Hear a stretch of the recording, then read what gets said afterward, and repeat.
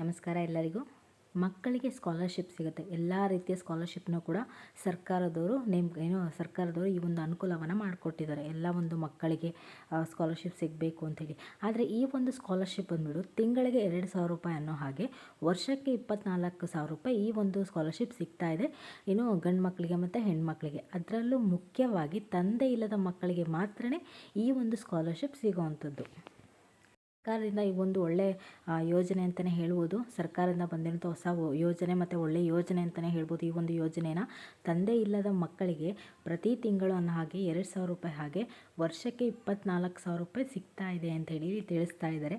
ಹಾಗಾದರೆ ಈ ಒಂದು ಯೋಜನೆಗೆ ಅಂದರೆ ತಂದೆ ಇಲ್ಲದ ಮಕ್ಕಳಿಗೆ ಸ್ಕಾಲರ್ಶಿಪ್ ಪಡ್ಕೋಬೇಕು ಅಂತಂದರೆ ಎಲ್ಲಿ ಹೋಗಿ ಪಡ್ಕೋಬೇಕು, ಹಾಗೆ ಯಾವ ಡಾಕ್ಯುಮೆಂಟ್ಗಳನ್ನ ಕೊಡಬೇಕು, ಇದ್ರ ಜೊತೆ ಏನು ಅಂದರೆ ಈ ಪ್ರೊಸೀಜರ್ ಯಾವ ಥರ ನಡೆಯುತ್ತೆ ಅನ್ನೋ ಒಂದು ಸಂಪೂರ್ಣ ಮಾಹಿತಿಯನ್ನು ನಾನು ಈ ಒಂದು ವಿಡಿಯೋದಲ್ಲಿ ತಿಳಿಸ್ಕೊಡ್ತೀನಿ. ಸೊ ಈ ಒಂದು ವಿಡಿಯೋ ತುಂಬಾ ಯೂಸ್ಫುಲ್ ಇರೋದ್ರಿಂದ ಎಲ್ಲೂ ಸ್ಕಿಪ್ ಮಾಡಬೇಡಿ, ಕೊನೆ ತನಕ ನೋಡಿ. ನಿಮಗೆ ಕೊನೆ ತನಕ ನೋಡಿದ್ರೇ ಪೂರ್ತಿಯಾಗಿ ಇನ್ಫಾರ್ಮೇಷನ್ ಗೊತ್ತಾಗೋದು. ಹಾಗೆ ಹೊಸದಾಗಿ ಯಾರಾದರೂ ನನ್ನ ಚಾನಲ್ ನೋಡ್ತಾ ಇದ್ದರೆ ಹೋಗ್ಬಿಟ್ಟು ನನ್ನ ಚಾನಲ್ಗೆ ದಯವಿಟ್ಟು ಸಬ್ಸ್ಕ್ರೈಬ್ ಆಗಿ. ಮರಿದೇ ಈ ಒಂದು ವಿಡಿಯೋ ಯೂಸ್ಫುಲ್ ಇರೋದ್ರಿಂದ ಮರಿದೇ ಈ ಒಂದು ವಿಡಿಯೋಗೆ ಲೈಕ್ ಮಾಡಿ, ಶೇರ್ ಮಾಡಿ, ಕಮೆಂಟ್ ಮಾಡಿ. ಇನ್ನು ತಡ ಮಾಡದೆ ವಿಡಿಯೋನ ಶುರು ಮಾಡೋಣ. ಸರ್ಕಾರದಿಂದ ಬಂದಿರುವಂಥ ಒಳ್ಳೆ ಯೋಜನೆ ಮತ್ತು ಹೊಸ ಯೋಜನೆ ಅಂತಂದರೆ ತಂದೆ ಇಲ್ಲದ ಮಕ್ಕಳಿಗೆ ಸ್ಕಾಲರ್ಶಿಪ್ ಸಿಗ್ತಾ ಇದೆ 24,000 ರೂಪಾಯಿ ಅಂತೇಳಿ. ಸೊ ಕೆಲವೊಂದು ಕಡೆ ಈ ಒಂದು ಸುದ್ದಿ ಹರಡ್ತಾ ಇದೆ. ಏನಪ್ಪ ಒಂದು ಸುದ್ದಿ ಅಂತಂದರೆ ವಿದ್ಯಾರ್ಥಿನಿಯರಿಗೆ ಮಾತ್ರ, ಅಂದರೆ ಹೆಣ್ಣು ಮಕ್ಕಳಿಗೆ ಮಾತ್ರನೇ ಈ ಒಂದು ಸ್ಕಾಲರ್ಶಿಪ್ ಸಿಗ್ತಾ ಇದೆ ಅಂಥೇಳಿ. ಸೊ ಯಾವುದೇ ಕಾರಣಕ್ಕೂ ಅಲ್ಲ, ಇದು ಹೆಣ್ಣು ಮತ್ತು ಗಂಡು ಎರಡೂ ಕೂಡ, ಅಂದರೆ ಹೆಣ್ಮಕ್ಳಾಗಿರ್ಬೋದು ಅಥವಾ ಗಂಡು ಮಕ್ಕಳಾಗಿರ್ಬೋದು, ಅಂಥವ್ರಿಗೆ ತಂದೆ ಇಲ್ಲ ಅಂತಂದರೆ ಅಂಥವರು ಈ ಒಂದು ಯೋಜನೆಗೆ ಅಪ್ಲೈನ ಮಾಡ್ಬೋದು. ಹಾಗಾಗಿ ಈ ಒಂದು ಯೋಜನೆಯ ಉದ್ದೇಶ ಏನಂತ ತಿಳಿಸ್ಕೊಟ್ಬಿಡ್ತೀನಿ. ಸೊ ನಮ್ಮ ಸರ್ಕಾರದವ್ರು ಏನು ಮಾಡಿದರೆ ಸಾಕಷ್ಟು ಯೋಜನೆಗಳನ್ನ ಜಾರಿಗೆ ತಂದಿದ್ದಾರೆ. ಏನಂತಂದರೆ ಹೆಣ್ಮಕ್ಳಿಗೆ ಅಂದರೆ ಅವ್ರಿಗೆ ಒಂದು ಏನಾದರೂ ಸ್ವಂತ ಬಿಸ್ನೆಸ್ ಮಾಡ್ತೀವಿ ಅಂತಂದರೆ ಅಥವಾ ಏನಾದರೂ ಒಂದು ಕೆಲಸ ಮಾಡ್ತೀವಿ ಅಂತಂದರೆ ಅದಕ್ಕೆ ಇಷ್ಟು ಸಬ್ಸಿಡಿ ಅಂತನೋ ಅಥವಾ ಇಷ್ಟು ಏನೋ ಸಹಾಯಧನ ಅಂತನೋ ಕೊಡುವಂಥ ಒಂದು ಸಾಕಷ್ಟು ಯೋಜನೆಗಳನ್ನ ಮಾಡಿದ್ದಾರೆ.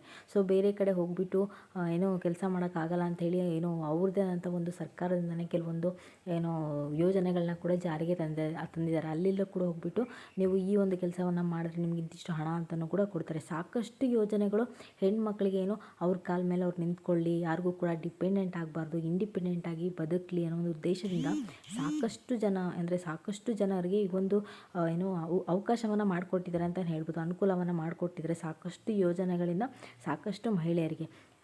ಏನೋ ಆ ಯೋಜನೆಗಳಲ್ಲಿ ಅಥವಾ ಗಂಡ ಇಲ್ಲದೆ ಇರೋ ಈ ಥರ ಒಂದು ಕೆಲಸ ಮಾಡಬೇಕು ಅಂತ ಯಾವುದೇ ರೀತಿಯ ರೂಲ್ಸ್ಗಳಿಟ್ಟಿಲ್ಲ. ಮತ್ತು ಹೆಣ್ಮಕ್ಳು ಏನಾದರೆ ಇಂಡಿಪೆಂಡೆಂಟ್ ಆಗಿರಬೇಕು, ಸ್ವಂತ ಒಂದು ಬಿಸ್ನೆಸ್ ಏನಾದರೂ ಮಾಡ್ಕೋಬೇಕು, ಸ್ವಂತ ಅವ್ರ ಕಾಲ ಮೇಲೆ ಅವ್ರು ನಿಂತ್ಕೋಬೇಕು ಅಂತ ಏನಾದರೂ ಒಂದು ಯೋಜನೆ ಅಂತ ಒಂದು ಹೆಣ್ಮಕ್ಳಿಗೆ ಒಂದು ಇದಿರಲಿ ಅಂತ ಹೇಳಿ ಸಾಕಷ್ಟು ಯೋಜನೆಗಳನ್ನ ತಂದಿದ್ದಾರೆ. ಅದರಲ್ಲೂ ಈ ಒಂದು ಯೋಜನೆ ತುಂಬಾ ಒಳ್ಳೆಯದು ಅಂತಲೇ ಹೇಳ್ಬೋದು. ಇನ್ನು ಗಂಡ ಇಲ್ಲದೆ ಇರೋಂಥ ಹೆಣ್ಮಕ್ಳಿಗೆ ಏನಾಗುತ್ತೆ, ಅವರಿಗೆ ಏನು ಮಕ್ಕಳನ್ನ ಸಾಕೋದಾಗಿರೋ ತುಂಬ ತುಂಬಾ ಕಷ್ಟ ಆಗತ್ತೆ ಅಂತಲೇ ಹೇಳ್ಬೋದು. ಆ ಒಂದು ನಿಟ್ಟಿನಲ್ಲಿ ನೋಡಿದ್ರೆ ಸರ್ಕಾರ ಸ್ವಲ್ಪ ಹೆಲ್ಪ್ ಮಾಡ್ತಾ ಇದೆ, ಸ್ವಲ್ಪ ಸಹಾಯವನ್ನು ಮಾಡ್ತಾ ಇದೆ ಅಂತಲೇ ಹೇಳ್ಬೋದು. ಅಂಥವ್ರಿಗೆ ತಂದೆ ಇಲ್ಲದ ಮಕ್ಕಳಿಗೆ ಹೆಣ್ಣಾಗಿರಲಿ ಗಂಡಾಗಿರಲಿ ಅಂಥವ್ರಿಗೆ ಏನೋ 24,000 ರೂಪಾಯಿ ವರ್ಷಕ್ಕೆ ನೀಡ್ತಾ ಇದ್ದೀವಿ ಅಂತ ಹೇಳ್ತಾ ಇದ್ದಾರೆ. ಅದು ಅಂದರೆ ಹೋಲಿಸ್ಕೊಂಡ್ರೆ ತಿಂಗಳಿಗೆ 2,000 ರೂಪಾಯಿನೋ ಹಾಗೆ ಆಗುತ್ತೆ. ನಿಮಗೆ ಪ್ರತಿ ತಿಂಗಳು ಕೂಡ ಕೊಡುವಂಥದ್ದಲ್ಲ 2,000 ರೂಪಾಯಿನ.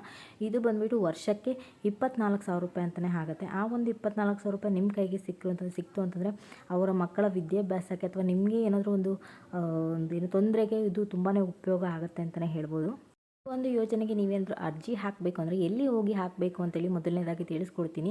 ಸೊ ಬೇರೆ ಯೋಜನೆಗಳೆಲ್ಲ ಏನಾಗ್ತಿತ್ತು ಅಂತಂದರೆ ನೀವು ಏನೋ ಗ್ರಾಮ ಒನ್ಗೋ ಅಥವಾ ಕರ್ನಾಟಕ ಒನ್ಗೋ ಬೆಂಗಳೂರು ಒನ್ಗೋ ಅಥವಾ ವೆಬ್ಸೈಟ್ಗಳಲ್ಲೋ ನೀವು ಆನ್ಲೈನ್ ಮುಖಾಂತರ ಸೊ ಆ ಥರ ಹೋಗ್ಬಿಟ್ಟು ಈ ಒಂದು ಅಂದರೆ ಕೆಲವೊಂದು ಯೋಜನೆಗಳಿಗೆ ಸರ್ಕಾರಿ ಯೋಜನೆಗಳಿಗೆ ನೀವು ಅಲ್ಲಲ್ಲಿ ಹೋಗ್ಬಿಟ್ಟು ಅಪ್ಲೈನ ಮಾಡಬೇಕಾಗ್ತಿತ್ತು.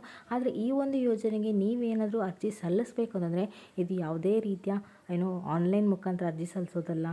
ಒಂದು ಯೋಜನೆಗೆ ನೀವೇನಾದರೂ ಅಪ್ಲೈನ ಮಾಡಬೇಕು ಅಂತಂದರೆ ನೀವು ನಿಮ್ಮ ಹತ್ತಿರದಲ್ಲಿರುವಂಥ DC ಆಫೀಸ್ಗೆ, ಅಂದರೆ ನೀವು ಯಾವ ಜಿಲ್ಲೆಗಳಲ್ಲಿರ್ತೀರೋ ಆ ಒಂದು ಜಿಲ್ಲೆಗಳಲ್ಲಿ DC ಆಫೀಸ್ ಇರುತ್ತಲ್ಲ, ಸೊ ಅಲ್ಲಿ ಹೋಗಿಬಿಟ್ಟು ಇನ್ ಕೇಸ್ ನೀವೇನಾದರೂ ಹಳ್ಳಿಗಳಲ್ಲಿ ಇರ್ತಂದರೆ ಹಳ್ಳಿಲಿರೋಂಥವ್ರಿಗೆ ಜಿಲ್ಲೆ ಯಾವುದು ಅಂತ ಎಲ್ಲರೂ ಕೂಡ ಗೊತ್ತೇ ಇರುತ್ತಲ್ವ. ಸೊ ಅಲ್ಲಿ ಹೋಗಿಬಿಟ್ಟು ನೀವು ನಿಮ್ಮ ಒಂದು DC ಆಫೀಸ್ಗೆ ಹೋಗಿಬಿಟ್ಟು ಈ ಥರ ಹೇಳಬೇಕು, ತಂದೆ ಇಲ್ಲದ ಮಕ್ಕಳಿಗೆ ನೀವು ಈ ಥರ ಸ್ಕಾಲರ್ಶಿಪ್ ಸಿಗ್ತಾ ಇದೆ ಅಂತಲ್ವ, ಅದಕ್ಕೆ ಒಂದು ಫಾರಮ್ ಬೇಕಿತ್ತು ಅಂತೇಳಿ ನೀವೇನಾದರೂ ಕೇಳಿದ್ರೆ ಅಂದರೆ ಅವರು ನಿಮಗೆ ಫಾರಮನ್ನು ಕೊಡ್ತಾರೆ. ಅದು ಹೋಗ್ಬಿಟ್ಟು ಏನು ವೆಬ್ಸೈಟಲ್ಲಿ ಆನ್ಲೈನಲ್ಲಿ ಏನೋ ಇದು ಮಾಡೋದಲ್ಲ, ಅಪ್ಲೈ ಮಾಡೋದಲ್ಲ, ಬೇರೆ ಯಾವುದೂ ಅಲ್ಲ. ಇದು ಜಸ್ಟ್ ಫಾರಮ್ ಹೋಗ್ಬಿಟ್ಟು ತೊಗೊಂಬರ್ಬೇಕಾಗುತ್ತೆ.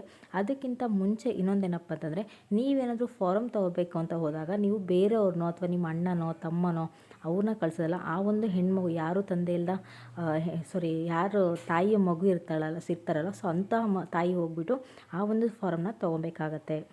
ಫಾರಮ್ನ ನೀವು ಮನೆಗೆ ತೊಗೊಂಬರ್ಬೇಕು. ಅಲ್ಲೇ ಹೋಗ್ಬಿಟ್ಟು ನಿಮಗೆ ಫಿಲ್ ಮಾಡಿ ಕೊಡುವಂಥದ್ದಲ್ಲ. ಆ ಒಂದು ಫಾರಮ್ನ ನೀವು ಮನೆಗೆ ತೊಗೊಂಬಂದು ಏನೇನು ಕೇಳಿದ್ದಾರೆ ಆ ಒಂದು ಫಾರಮಲ್ಲಿ ಏನೇನು ನೀವು ಅಪ್ಡೇಟ್ಗಳನ್ನ ಮಾಡಬೇಕಂದ್ರೆ ನೀವು ಏನೇನು ಫಿಲ್ ಮಾಡಬೇಕು ಎಲ್ಲದನ್ನು ನಿಮ್ಮ ಅಡ್ರೆಸ್ಸಿಂದ ಹಿಡಿದು ನಿಮ್ಮ ಫೋನ್ ನಂಬರಿಂದ ಹಿಡಿದು ನಿಮ್ಮ ಹಸ್ಬೆಂಡ್ ನೇಮಿಂದ ಹಿಡಿದು ಪ್ರತಿಯೊಂದನ್ನು ಕೂಡ ನೀವು ಆ ಒಂದು ಫಾರಮಲ್ಲಿ ಫಿಲ್ ಮಾಡಿ ನೀವೇನು ಮಾಡಬೇಕು, ನಿಮ್ಮ ಮಗು ಓದ್ತಾ ಇರುವಂಥ ಸ್ಕೂಲಿಗೋ ಅಥವಾ ಕಾಲೇಜ್ಗೋ ಹೋಗ್ಬಿಟ್ಟು ಆ ಪ್ರಿನ್ಸಿಪಲ್ ಸೈನ್ ಮತ್ತು ಸೀಲನ್ನು ಹಾಕ್ಸ್ಕೊಂಬರ್ಬೇಕಾಗತ್ತೆ.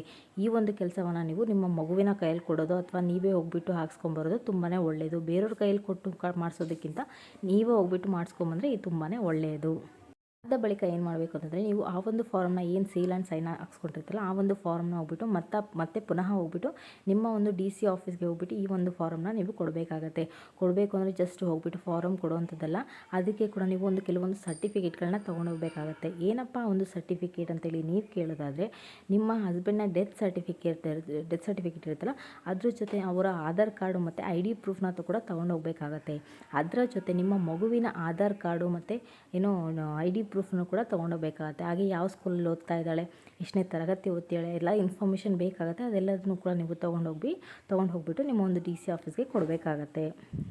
ಆಮೇಲೆ ಯಾವ ಥರ ಪ್ರೊಸೀಜರ್ ನಡೆಯುತ್ತೆ ಅಂತಂದರೆ ನಿಮ್ಮ DC ಕಡೆ ಆಫೀಸಿಂದನೇ ಕೆಲವೊಂದಿಷ್ಟು ಅಂದರೆ ಒಂದು 2-3 ಜನ ಬಂದುಬಿಟ್ಟು ನಿಮ್ಮ ಮನೆಗೆ ಬರ್ತಾರೆ. ಬಂದುಬಿಟ್ಟು ಕೂಡ ನೀವು ಏನೋ ಹೇಳಿರೋಂಥದ್ದು ಸುಳ್ಳ ನಿಜನ ಅನ್ನೋದನ್ನು ಕೂಡ ಚೆಕ್ಕಿಂಗ್ ಅಂತಲೂ ಕೂಡ ಬರ್ತಾರೆ ಅಷ್ಟೇ.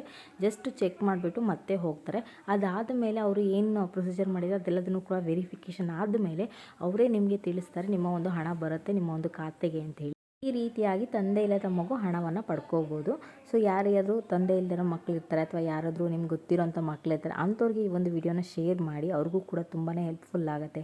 ಅವರು ಕೂಡ ಕಷ್ಟದಲ್ಲಿತ್ತು ಅಂತಂದರೆ ನಿಮಗೆ ಅವರಿಗೂ ಕೂಡ ಪ್ರತಿ ತಿಂಗಳು 24,000 ರೂಪಾಯಿ ವರ್ಷಕ್ಕೆ 24,000 ರೂಪಾಯಿ ಬರ್ತಾ ಹೋಗುತ್ತೆ. ಆ್ಯಂಡ್ ಇನ್ನೊಂದು ಏನಪ್ಪ ಅಂತಂದರೆ ಕೆಲವೊಂದು ವಿಡಿಯೋಗಳಲ್ಲಿ ಏನಾಗ್ತದೆ ಅಂದರೆ ಬರೀ ವಿದ್ಯಾರ್ಥಿನಿಯರಿಗೆ ಮಾತ್ರ ಅಂತೇಳಿ ತಿಳಿಸ್ತಾ ಇದ್ದಾರೆ. ವಿದ್ಯಾರ್ಥಿನಿಯರಿಗೆ ಮಾತ್ರ ಅಲ್ಲ, ಇಲ್ಲಿ ಮತ್ತು ಗಂಡು ಮಕ್ಕಳಾಗಿರ್ಬೋದು ಅಥವಾ ಹೆಣ್ಮಕ್ಳಾಗಿರ್ಬೋದು ಅಂಥವ್ರಿಗೆ ಕೂಡ ಈ ಒಂದು ಸ್ಕಾಲರ್ಶಿಪ್ ಸಿಗ್ತಾ ಇದೆ. ಆ್ಯಂಡ್ ಮುಖ್ಯವಾಗಿ ಏನಪ್ಪ ಅಂತಂದರೆ ಇಲ್ಲಿ ಕೂಡ ಏಜ್ ಲಿಮಿಟ್ ಇದೆ. ಇಂಥ ವರ್ಷದ ಕೆಳಗಡೆ ಇರುವಂಥ ಮಕ್ಕಳಿಗೆ ಮಾತ್ರ ಈ ಒಂದು ಸ್ಕಾಲರ್ಶಿಪ್ ಸಿಗುವಂಥದ್ದು. ಎಷ್ಟು ಏಜ್ ಇರಬೇಕು ಅಂತಂದರೆ ನಿಮ್ಮ ಮಕ್ಕಳಿಗೆ 18 ವರ್ಷದ ಕೆಳಮಟ್ಟವರಾಗಿರಬೇಕು. ಅಂಥವರಿಗೆ ಮಾತ್ರ ಈ ಒಂದು ಸ್ಕಾಲರ್ಶಿಪ್ ಸಿಗುವಂಥದ್ದು. ಈ ರೀತಿಯಾಗಿ ನೀವು ಈ ಒಂದು ಯೋಜನೆಯ ಅನುಕೂಲವನ್ನು ಪಡ್ಕೋಬೋದು. ಸೊ ಯಾರಾದರೂ ತಂದೆ ಇಲ್ಲದಿರೋ ಮಕ್ಕಳಿತ್ತು ಅಂದರೆ ಅಂಥವ್ರಿಗೆ ಈ ಒಂದು ವಿಡಿಯೋನ ಶೇರ್ ಮಾಡಿ, ಅವ್ರಿಗೂ ಕೂಡ ಹೆಲ್ಪ್ಫುಲ್ ಆಗುತ್ತೆ. ಸೊ ಯಾರಾದರೂ ನನ್ನ ಚಾನಲ್ನ ನೋಡ್ತಾ ಇದ್ದರೆ ಹೋಗ್ಬಿಟ್ಟು ನನ್ನ ಚಾನಲ್ಗೆ ದಯವಿಟ್ಟು ಸಬ್ಸ್ಕ್ರೈಬ್ ಆಗಿ. ಮರಿದೇ ಈ ಒಂದು ವಿಡಿಯೋ ನಿಮಗೇನಾದರೂ ತುಂಬಾ ಹೆಲ್ಪ್ಫುಲ್ ಅನಿಸಿದ್ರೆ ದಯವಿಟ್ಟು ಲೈಕ್ ಮಾಡಿ. ಹಾಗೆ ನೀವ್ಯಾರಾದರೂ ತಂದೆ ಇಲ್ಲದ ಮಕ್ಕಳಾಗಿದ್ರೆ ಅಂದರೆ ಅಂಥವ್ರು ಹೊಸದಾಗಿ ಏನಾದರೂ ಬೇರೆ ಇನ್ಫಾರ್ಮೇಷನ್ ಬೇಕು, ಇದ್ರ ಬಗ್ಗೆ ಏನಾದರೂ ಹೆಚ್ಚಿನ ಮಾಹಿತಿ ಬೇಕು ಅಂತಂದರೆ ಕಮೆಂಟ್ ಮುಖಾಂತರ ತಿಳಿಸಿ. ಹಾಗೆ ಈ ಒಂದು ವಿಡಿಯೋನ ಮರಿದೇ ಶೇರ್ ಮಾಡಿ.